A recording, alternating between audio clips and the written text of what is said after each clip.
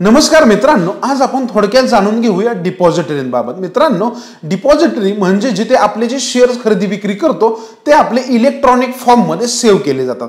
आता भारतामध्ये normally CDSL आणि एनएसडीएल ह्या दोन मोठ्या डिपॉझिटरी आहेत। तुम्ही जर ऐकलं असेल तर डिस्काउंट ब्रोकर आणि फुल सर्व्हिस ब्रोकर अशा प्रकारचे दोन ब्रोकरचे प्रकार असतात। तर मोस्टली जे डिस्काउंट ब्रोकर आहेत ते सगळे सीडीएसएल अंतर्गत मॅप असतात आणि जेवढे पण फुल सर्व्हिस ब्रोकर आहेत ते सगळे एनएसडीएल अंतर्गत मॅप असतात।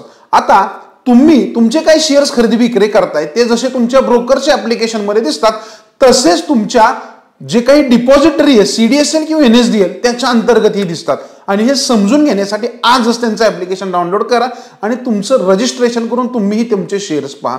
खूप महत्त्वाची गोष्ट आहे ही करा। आणि सीडीएसएल आणि एनएसडीएल बाबत आणखी किती माहिती तुम्हाला हवी आहे तेही कमेंट बॉक्स मध्ये सांगा, कारण सीडीएसएलच्या शेअर्स बाबत आपण ऑलरेडी ही माहिती घेतलेली आहे।